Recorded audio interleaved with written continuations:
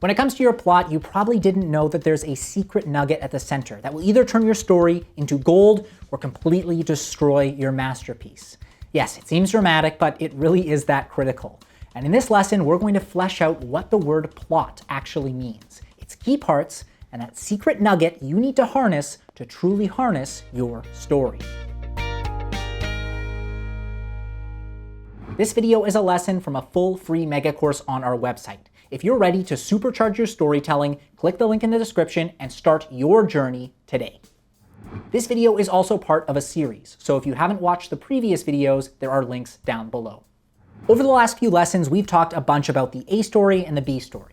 As mentioned, the A story is just another way of saying the plot, so in this lesson, those terms are used interchangeably. The plot is your external story or the action of your story. It's related closely to the want and the goal.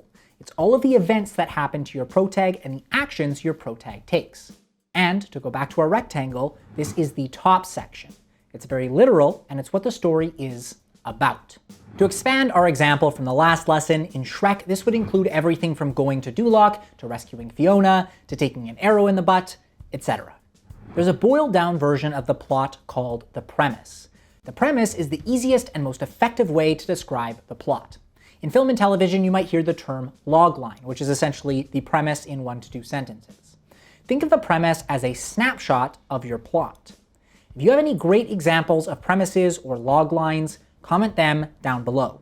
In Shrek, this could be something like, in order to get his swamp back, an ogre must rescue a princess, but ends up falling in love with her. It condenses all of that juicy plot into a bite-sized portion so people can get a good understanding of what the story is about. So what are the key elements of the plot? Well, number one is your protag. We just spent the last mini course covering the 4 key parts of your protag, and the 2 external parts, the want and the goal, are at the center of the A story or plot. The protag is going to spend the plot going after their goal, encountering obstacles or antagonistic forces, and in the end, they're either going to succeed at their goal or fail. A lot of the parts of plot are terms you've probably heard before, like the inciting incident and the climax. In fact, when story structuralists talk about plot, it's often with models like the hero's journey that are made up of a bunch of these parts in a set order. This is the foundation of the plot or A story.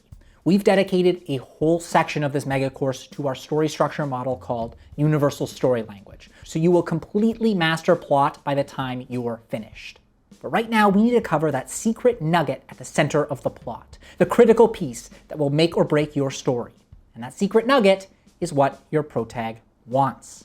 Your whole story is going to revolve around your protag going after their want, which manifests as their goal. And it will climax with them either getting their goal or failing. And as we talked about, that goal is motivated by their want. So this want better be good, and your story better have one. Because if your protag doesn't want something, and there's no sugarcoating this, your plot is going to suck. So to boil it all down, plot is all of the events that happen to your protag and the actions your protag takes.